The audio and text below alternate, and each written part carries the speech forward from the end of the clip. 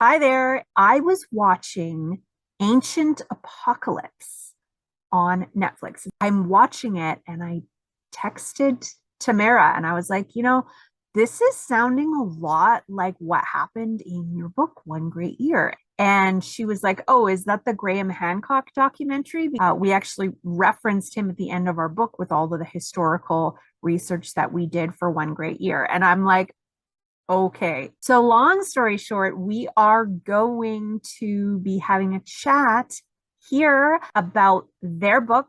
Here is a good portion of the interview with them that they did on Synchronicity several years ago. Thanks for watching. I hope you enjoy. Oh, and if you have any questions that you want me to ask them in the next soonish interview that we're doing, please post your comments below and I'll pass them on. Thanks so much.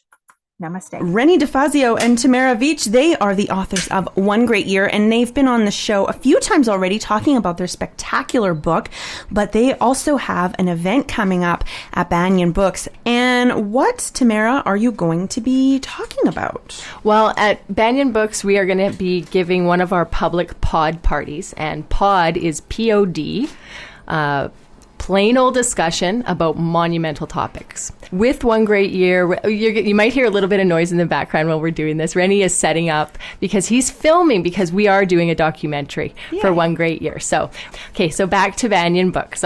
We will have a discussion about all of the ancient knowledge, all of the secrets, the locations, and the modern science that are bringing those two things together right now. They are actually they're linked in so many ways. Quantum physics is really, over many of our heads, but on the very basic levels, it's really connecting to a lot of ancient knowledge that was discussed in the Vedas and in other texts, and we talk about all that at the pod parties. Awesome. So let's get a recap of what the book is about in case anyone new is listening and didn't hear your previous interviews. Right. Well, One Great Year really is a thrilling journey that weaves together the modern science and the ancient knowledge. And as the world descends from a golden age into a dark age of brutality, our main character Marcus is reincarnated an exhausting number of times. So when he is selected to become an emissary, it's his duty to protect the ancient secrets. His adventure is heightened because he secretly consumes a serum that allows him to have memory one lifetime to the next. Well, in doing that, he sets himself up for a lot of heartache, loneliness, and torment. So desperate, he doesn't ever want to forget his soulmate Theron, who, we all adore, and he struggles through lifetimes in ancient Bolivia, Greece, the Mongolian Empire, to Shambhala, always on the lookout again for the sinister Hell Ghoul, who stalks him through these lifetimes as part of his soul group. So One Great Year really fuses the adventure of Indiana Jones, the wisdom and introspection of Eckhart Tolle, and Marcus and Theron basically battle their way through their lifetimes, trying to survive good over evil. Awesome. Hi, Rennie. Hello. Hi. Nice to see you He's again. ready in front of the mic this time. We've had some problems getting him in front of the mic, but we've got him right front and center there. Now, you're talking about ancient knowledge and science. You mentioned before the show started that you had a private pod party the other night that went till like 1 a.m. So can you tell us about that? Well, that was a great experience. We actually did a pod party for people that had already read the book. And there was a number of people there that had read it a couple of times.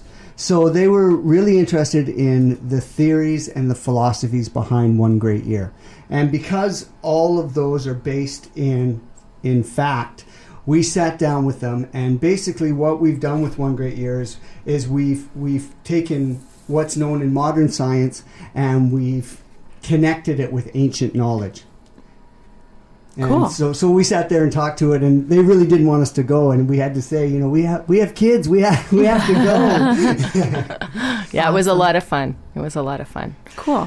So how do you start these pod parties? What does it look like? There is a presentation portion of it and after the presentation comes the discussion. And whether you've read the book or not, the discussion is the most fun part of the whole night, because you really get to the meat and bones of, what is going on in our universe and what's our perspective. Yeah, and actually, Tam and I would like to, send it out to your listeners that if there is anybody out there that's doing book clubs, would like to use our book as one of their books in their book club, we will meet with them after they've all read the book and have a pod party. Cool. Yeah. If you're like in the local in the Lower Vancouver Mainland. area. Yeah. If you're in the Lower Mainland, we'll come over to your house and you can sit with the authors and we will go through all the philosophies and theories and show a direct connection between modern science and ancient knowledge. Right. Fun. And if you're really connected to your local library, we can also do it through a library, because not everybody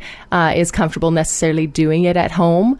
Reach out to us, reach out to your library. We can work together and make sure that that can happen. Because one of the reasons we wrote One Great Year, there were many, but one of them was to get people talking, to get people thinking, to get people asking questions about everything, not just what we talk about. And we love that people bring us questions and bring us information and keep us thinking, keep us on our toes, because we are writing more books. Wow. So let's talk about, now the name of the book is One Great Year. Briefly, just in case people or new listeners are tuning in, what is a great year, and is there any evidence of a great year, or is it just some magical thing that someone made up? Well, one great year is a time frame of 26,000 years. Essentially what it is, it's called the precession of the equinox. And what it is, there's a wobble in the earth. And for that wobble to make one full rotation takes 26,000 years. And what it does is it goes around the fixed 12 zodiac stars above us in the sky. And there's believed within that cycle, there is a rise and fall of consciousness. And this is written in the oldest books in the world called the Vedic texts out of India. Right, and the reason the Vedic texts are important is because they don't only tell stories that we don't understand. They actually describe things that are only just being proved now, and these are thousands and thousands of years old. In the Vedic text, they talk about the physical world is made up of atoms, and that atoms have an internal structure resembling a solar system. The Vedic texts describe the Earth's orbit around the sun as being elliptical. They describe the zodiac. They describe the moon cycle. They describe the Tropic of Cancer and Capricorn being 24 degrees away from the equator. So there's also 30 other ancient sources that talk about this grand cosmic cycle. And the fact that it is part of a human cycle of consciousness, that our history is not linear, that is really what's important for us. And when we keep saying the word consciousness, but, we can't just lose that in sentences. What do we mean by that? See, consciousness is essentially it. I love the fact how ancient the Asian philosophy talks about understanding the essence of emptiness, and the fact that we are all little tiny movable dots, and all of that's kept together by this invisible field. Whereas consciousness enters this in order to have a human experience. And it's being talked about all over the world. There's physicists jumping on board. There's a real marrying of happening, especially in noetic sciences, where science and spirituality are starting to come together. And that's an exciting place to be right now. Right. And there's evidence of ancient great year clocks around the world where they're only now being understood, because the great year wasn't understood. So there was these monuments that were, misinterpreted or just looked upon. Robert Bauval has a theory. Yeah, Robert Bauval came up with the Orion correlation theory, where the pyramids are fixed to the three stars in the belt of Orion. Now, what they've now discovered is that the Queen's pyramids on the outside of these act as if it's a timepiece. So they actually coincide to certain times in history. And how they've learned that is there's programs now, astronomical programs, where they can see where the stars set at certain times, and they realize that these stars match perfectly with the pyramids on the plateau of Giza. I'm curious about something. Have you guys done any research into the faces on Mars? Yes, actually, you know that this or is it one face or there's lead to that. Yeah, they're actually saying that Mars at one time was colonized, and that stems from this great year cycle. So in epochs prior, leading to the ones on Earth, Mars was actually a thriving planet, which we're now starting to see with the rover, proving that there was water there, that there was vegetation. I mean, it's kind of starting to actually prove that this might possibly be real. Well, and the Great Year Cycle is only one cycle within many, many, many cycles. The Great Year is described, as we said, in the Vedas, but the Vedas also teach that there's millions of years of cycles, that we learn and lose, and learn and lose. Our information, our sophistication, our civilization ebbs and flows in different ages. And yeah. But why does it have to be that way? I mean, it kind of... Well, if you look at the lifetime of a human, you're born, you die, okay? If you have a full life cycle, you go from infant to very old person. There are lessons to be learned in that. In every single stage, there are different lessons learned. I think it's very much like that. The microcosm is the macrocosm. That is something we are finding, and that is echoed in ancient wisdom as well as in science.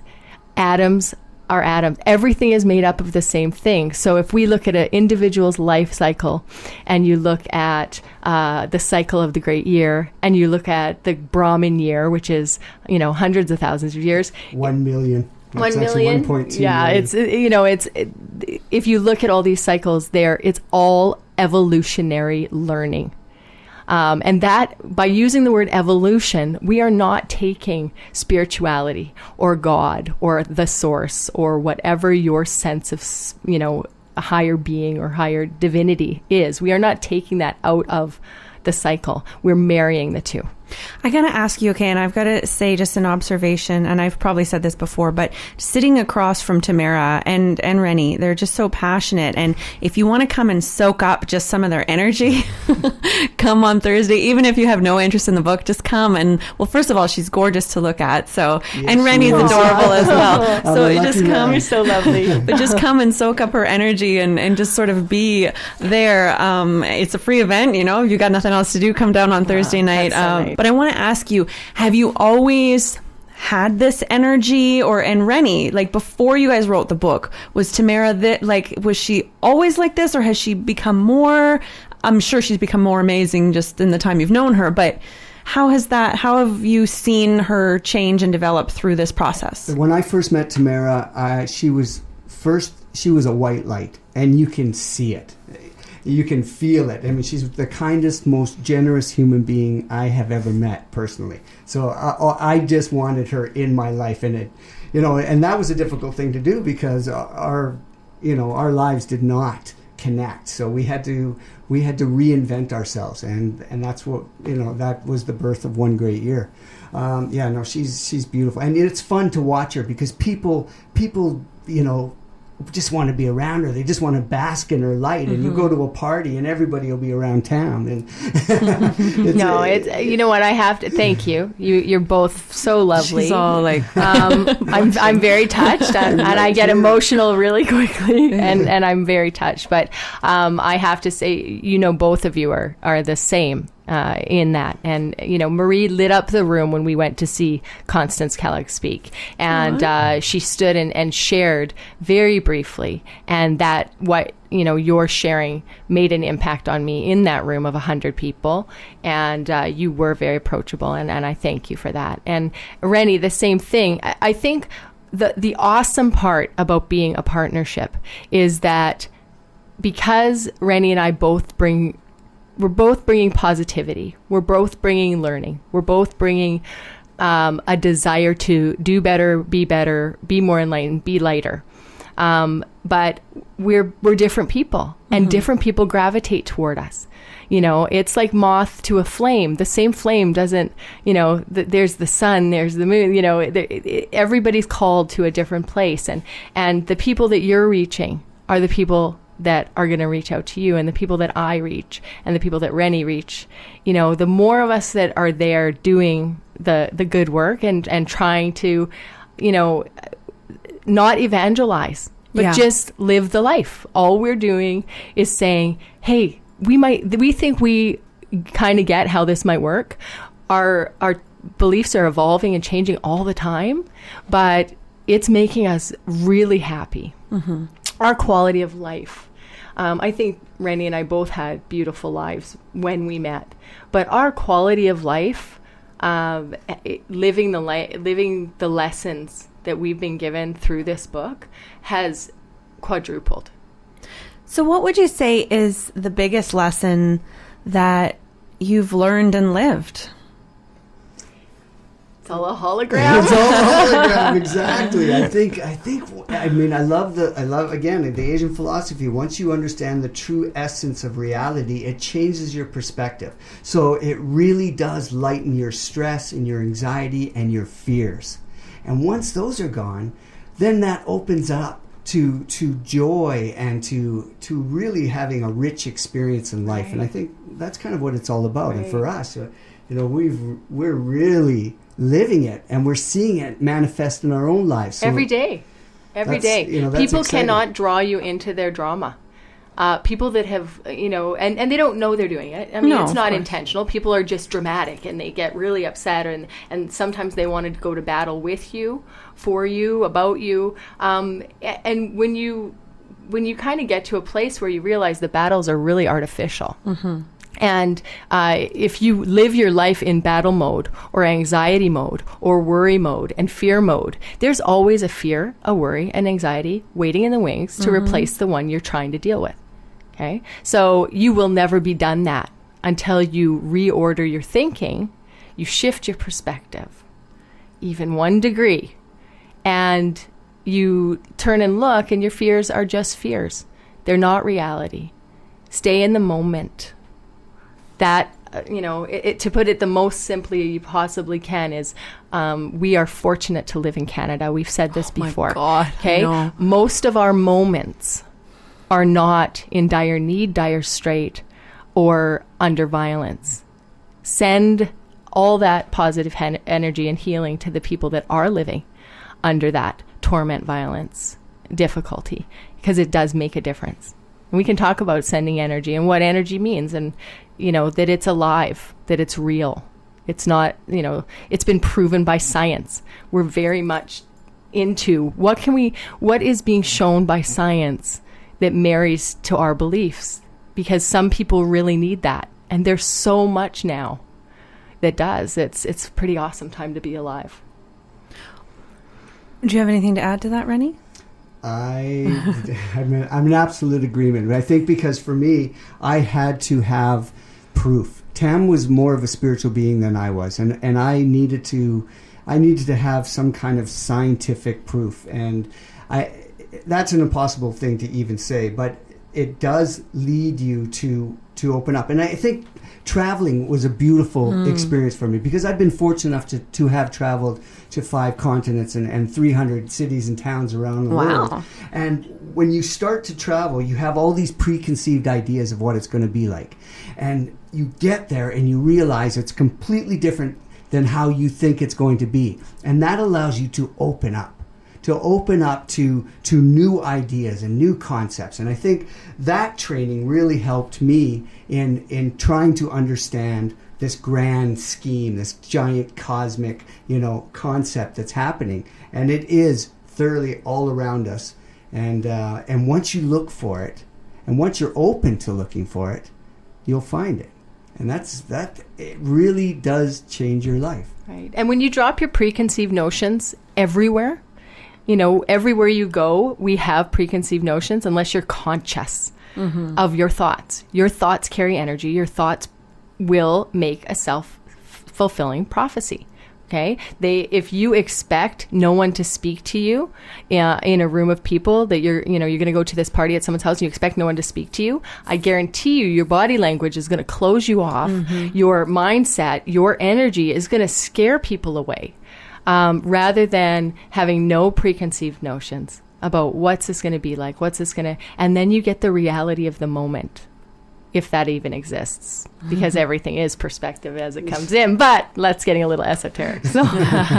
Well, and also I want to say, because some people will have like this epiphany and they'll be like, oh, I see it all now. And even for me, I've had moments like that. And then you sort of fall back into your patterns, just sort of like, it's almost like my own little cycle of gaining knowledge and then losing it. And sort of like each time you learn something, and then you kind of really grasp hold of one piece of it, but the rest falls away. And then the next time you have to relearn that freaking lesson again, you've got it a little more solidified, right? And for some people, it's a process. And for me, like I'm looking back, I always bring it back to my dating, because that has been such a huge place of learning for me, right? And so every time I look back and I see what I did well and what I could have improved on, and I look at the time where I was at, that was the right choice for me. If I had it to do over again, I'd probably make a different choice now. But where I was at with that knowledge, that was the best decision I could have made. So what advice do you have for people who like are frustrated, like myself, who I still get caught up in these patterns of worry and blame and not remembering why we're all here? So what do you say to those people who are still on that learning path? Well, really great question. I think you're going to help a lot of people if my answer has any kind of coherence. I know what works for me. I can't speak for anybody else, but what works for me is allowing myself to know that as I learn lessons, they take time to filter in. Okay, so the idea that you learn it in that moment and then you lose some of the stuff, what you lose might be what's not useful, what's not really important about it, or what you're not ready to learn yet. Okay, so it's kind of like when you are a little kid and you have that sand screen down at the beach and you put the sand screen in and you shake it out and all the little pieces of sand fall through, but you got the big nuggets. Okay, the big nuggets stay and you learn those. And then your next lesson comes in and they dump another big bucket of stuff on you. And you have this big epiphany and then all the little pieces of sand filter through and you're left with those nuggets. Okay, and then eventually you've got your little pile of brilliance. Your little pile of lessons that you've learned that are part of you and they're part of what you're going to take forward. But be patient with yourself. And the biggest thing that I have absolutely learned in the last 4 years that I did not know, epiphanies are not random. Epiphanies are work. If you are doing the work, if you are reading and not just tuning out with television and tuning out your whole life, if you are reading, if you're meditating, cannot say enough about the importance of just being quiet with yourself. That's all it is. That's all meditation is. You don't have to go all guru. You don't have to go all crazy. You don't have to go any further practice than that. But if you be quiet with yourself, which is really hard for me at times, and do the work, read, seek the knowledge, listen to podcasts, it'll come. The epiphanies can come rapid fire. And do you find, Rennie, travel brings huge lessons, don't you think? Absolutely. I did a travel log show and we shot a couple of episodes in Egypt, and we did one in Seychelles and one in Kenya. And our tagline was that, and this is something all travelers say, it's the best school in the world. Mm-hmm. And I learned so much on my trips. Information that they don't teach in school that you have to go out to learn. It's the experience of it. And all of those culminated into our story. They all brought one great year alive.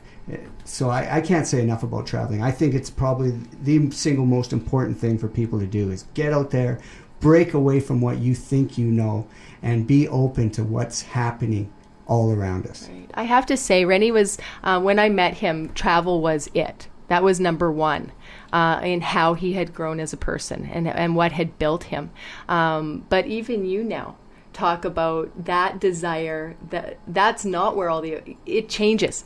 You know, what works for you for a few years, where your lessons come from, it changes in your lifetime as you go through the different parts of your lifetime. I had huge growth and epiphanies through having children. You know, I had a huge growth and epiphany through my divorce. And Rennie through his breakup. So there's lots of times in your life, things that happen to you, choices that you make. They all matter. They all filter in. So look for learning in everything. You know, I've been accused of that. Not everything means something. And I totally disagree. And I think that's a great point because, you know, to touch on what you talked about earlier, when you keep going through the same challenges in life and they keep reoccurring in your life, and a lot of people can go, oh, poor me, this is happening to me, and they'll kind of turn it into a bit of a pity party. But if you look at it in terms of what am I supposed to be learning from this right now? Once you learn what you're supposed to be learning, when those hardships happen to you, they won't happen again. They usually fade away, and then life will give you something new to learn.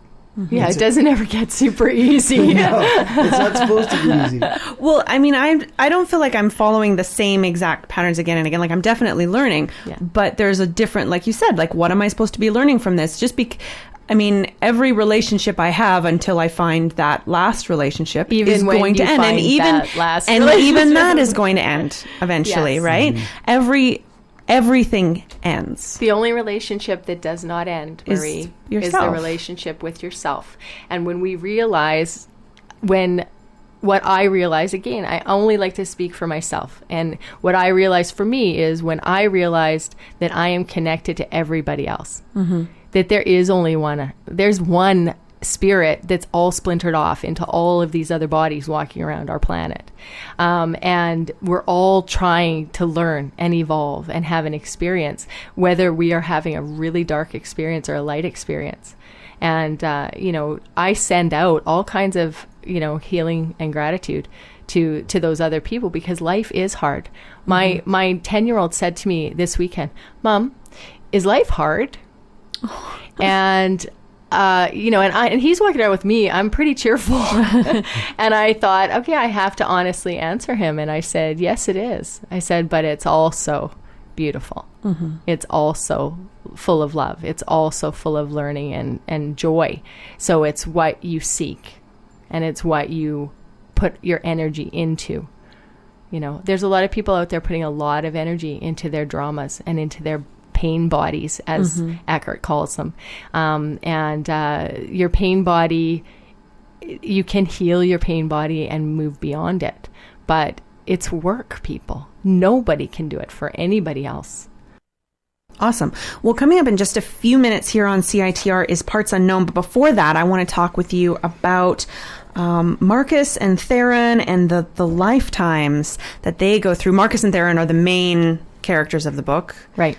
And Helgel, right, as well. He's the bad guy you love to hate. Marie loves Helgel. I do. He's bad. Yeah, he is. He is bad. And the greatest part about Rennie has a great saying. What is it?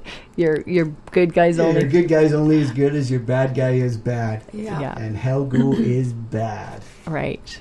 We both actually have, because it's a reincarnation story and there's different lifetimes, and we did an absolute ton of research, 2.5 years of research, putting them in their places in history so that they would be believable and honest. But Rennie and I both each have our sort of favorites. It's really hard to choose. It's like choosing between your children out loud. It's much like that, actually. Yeah. We actually venture through 5 different lifetimes in our book, and our character actually reincarnates 5 separate times throughout history. So we both have our favorite kind of times. Personally, my favorite, we venture into the Mongol Empire and the life of Genghis Khan. So in researching that, we turned to the Book of Mongols, which is the only book that's ever been written about the Mongol Empire. And there was a couple of interesting things that book talks about. One of them is that Bort which is Marcus's. Sorry, Theron. Genghis Khan's wife was kidnapped, and she gave birth shortly after that. And then, so we tie that into our story. And then Genghis Khan disappeared for 10 years. And if I recall correctly, there was like, who's the baby daddy question there, yeah. right? And that's that's really out of the Book of Mongols. There was paternity issues that followed that child, George, for the rest of his life, and his life was short. Yes. Yeah, because, Genghis Khan took him as his own son, but it was always suspected that he was the son of the kidnapper. Right. Yeah. And he was never given a lot of power, and his other siblings never treated him as if he was one of their own. So we touch on that. And one of the great things about that, for me, that section of the book is we venture into the mystical city of Shambhala. I cannot get enough of Shambhala. I think that is one of the most blessed and beautiful pieces in the book. Right. Well, Shambhala is a Sanskrit word, and Sanskrit is the oldest and most perfect language in the world. And it's...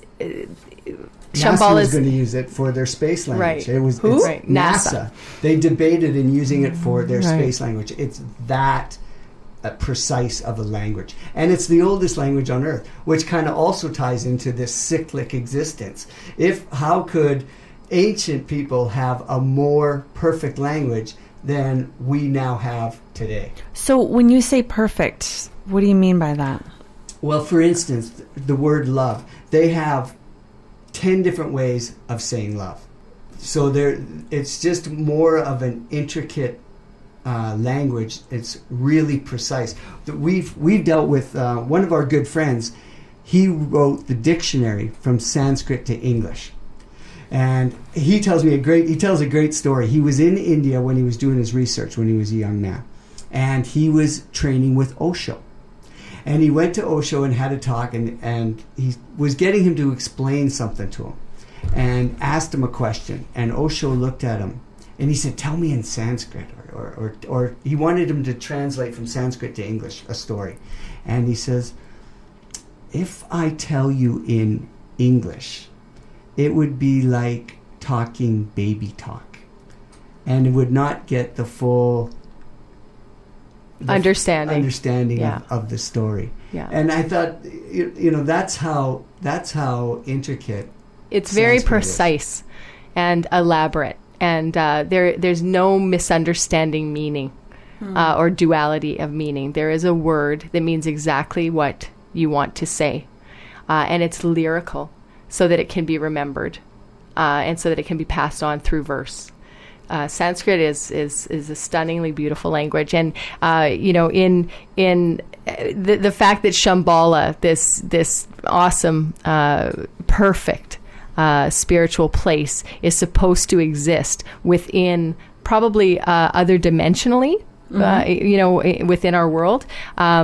It is also called Aryavasha in the Indian Vedic texts, and it's which means the land from which the Vedas came. So the land that gave us all these secrets, that told us all this knowledge, that gave us, so that's it's exciting. That's one of those. So my favorite chapter. It always comes back to Stonehenge Center for me, which is the real home of Stonehenge Center is Tiwanaku, Bolivia, which we went to Tiwanaku for our documentary to show people why we chose that very sacred and awesome location. But in that chapter, Marcus is Sartanya. He is a woman, a priestess, and I really identified with him in that chapter because he is a mother. He's a mother that struggles with the birth, death of her husband, her children. She has all the love and angst that a mother would have in a situation where she's torn away from her child. And I loved the perspective shift that Marcus became a woman. In the first incarnation that we talk about, and that it had to it had to get us out of our, our preconceived notions about gender roles and who can be what. And if we're reincarnated and our gender just changes, what does that tell us about, the artificial, spirit has no gender. Our bodies do because it's functional for procreation and all that. But our spirit is love on its own without any limitations of gender. So it was a cool perspective shift for me. Cool. Rennie? You're just smiling away. Yeah, because it's funny. I can see these places because we tried to make the book a visual medium. So when you read One Great Year, you can, the visuals are so strong that it pulls you into this world. And that's what's so exciting about it. Everybody says, we've had a lot of major actors read this book and a lot of big directors, and they all say you can see the movie when you read it, which is exactly what we intended on doing. I could see it. The first chapter, you can see it. That's a great compliment. Pages. Yeah. And that's a compliment to Rennie. I mean, Rennie handed me a 15-page screenplay and said, well, this is what we should write. This is what we should work on together. And that, honestly, for that 15-pager to have so much in it, it had the bones of our story. It didn't have, what would turn into such a spiritual adventure and all the history and the research, but it had that movie, that mega movie quality right off the bat. Cool. Yeah, it's very cool, and it's it's so exciting because we are working on the documentary, and our documentary, we're going around the world and we're showing some of these mysteries and theories that are around the world. We hope to reveal the meaning behind one of the ancient Peruvian mysteries in our documentary. So look forward to that. And again, we're going to basically show this direct correlation between modern science and ancient knowledge. Well, and we need a better word. Documentary, we're going to have to come up with something. We're writers. We're going to do this. Yeah. Before we see you again, maybe on Thursday night before the pod party, I am going to come up with a better film word than documentary because it's so dry. It's it doesn't get across the idea that we're talking about docuventure. Yes, that's good. It's a docuventure. I love it. It is because it truly is. It's an adventure. It's like, honestly, we started writing this book. We thought we were going to write a fiction story, and as we did our research, everything started tying together. Everything's coming back to one thing. Everything, there was so much information that was just being woven together. It was, it was unbelievable how many times things tied back to the history and the message of oneness, the message that we are all one. It is just a repeating pattern. It's only connecting the dots. Well, I think that's about the best way we could possibly wrap this up. We are all one. Tamara Veach and Rennie DeFazio, thank you so much for being on the show today. onegreatyear.com is their website. Bye. Thank you very much for listening, and thank you, Marie. It's always a pleasure. Yay. Well, thank you so much for joining us. It has been such a pleasure serving you with this hour of Synchronicity, talk radio for your mind, body, and soul.